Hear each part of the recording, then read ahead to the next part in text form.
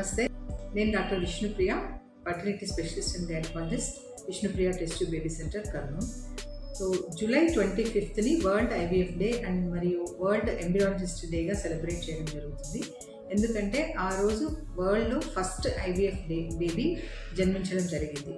Louis brown అమ్మాయి పేరు. ఇది యూకేలో జరిగింది. సో అప్పటి నుంచి ఇప్పటి వరకు ఐవీఎఫ్ ఫీల్డ్లో చాలా అడ్వాన్సెస్ వచ్చాయి, టెక్నిక్స్ చాలా వచ్చాయి. మేల్ ఇన్ఫర్టిలిటీ అయితేనేమి, ఫీమేల్ ఇన్ఫర్టిలిటీ అయితేనేమి చాలా అడ్వాన్స్డ్ టెక్నిక్స్ వచ్చాయి అన్నమాట. సో ఈ మేల్ ఇన్ఫర్టిలిటీలో చాలా టెక్నిక్స్ అంటే సెమెన్ కౌంట్ తక్కువగా ఉండే పేషెంట్స్కి ఒకప్పుడు చాలా కష్టంగా ఉండేది ఐవీఎఫ్ చేయడం కూడా. సో దాని నుంచి పీసా టెక్నిక్స్ అంటే టెస్టిక్యులర్ బయాప్సీ టెక్నిక్స్ ఇవన్నీ కనుక్కున్న తర్వాత సో అది చాలా ఈజీ అయింది అనమాట. తక్కువ కౌంట్ ఉన్నా కూడా ఐవీఎఫ్ చేయడం సాధ్యమవుతుంది ఈ టెక్నిక్స్ వల్ల. అలాగే ఫీమేల్ పేషెంట్స్లో కూడా ఈ ఫైబ్రాయిడ్స్, అడినోమైసిస్, ఎండోమెట్రియోసిస్ ఇలాంటి కండిషన్స్ అన్నిటికీ ఇంతకుముందు ట్రీట్మెంట్స్ అనేవి కొంచెం కష్టంగా ఉండేది, సర్జికల్గా కానీ ఇవన్నీ మెడికల్ మేనేజ్మెంట్ కానీ. సో ఇప్పుడు వాటన్నిటిలో కూడా చాలా అడ్వాన్స్డ్ టెక్నిక్స్ వచ్చాయి.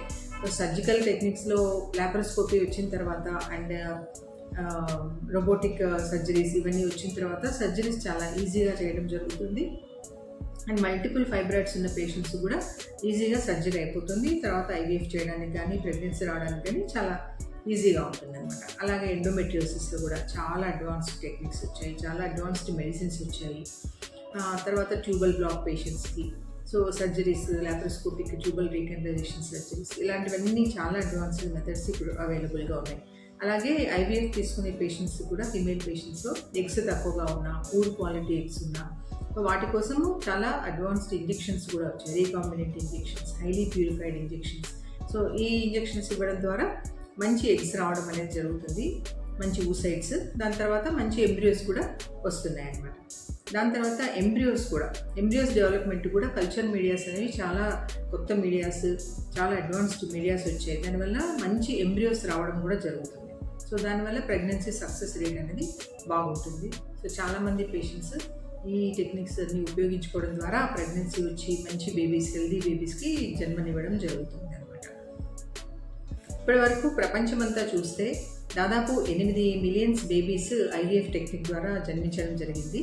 ప్రతి సంవత్సరం కూడా 2.5 మిలియన్స్ ఆఫ్ ఐవీఎఫ్ సైకిల్స్ జరుగుతున్నాయి ప్రపంచమంతా చూస్తే. అలాగే ప్రతి సంవత్సరం ఒక 5 లక్షల మంది బేబీస్ ఐవీఎఫ్ ద్వారా జన్మించడం జరుగుతుంది. సో ఈ ప్రాబ్లం కూడా రోజు రోజుకి ఎక్కువ అవుతుంది, infertility problem, because of late marriages, stress, strain అన్నిటి వల్ల. సో ఐవీఎఫ్ అనేది కూడా చాలా కామన్గా జరుగుతుంది ఇప్పుడు, అది తప్పనిసరి అవుతుంది చాలామంది జంటలకి. సో అందరూ కూడా ఈ టెక్నిక్స్ అన్ని ఉపయోగించుకోవడం ద్వారా ఐవీఎఫ్ స్పెషలిస్ట్ని కన్సల్ట్ చేసి త్వరగా ప్రాబ్లమ్స్ని సాల్వ్ చేసుకుని ప్రెగ్నెన్సీ రావడానికి ట్రై చేయండి. All the best. నమస్తే.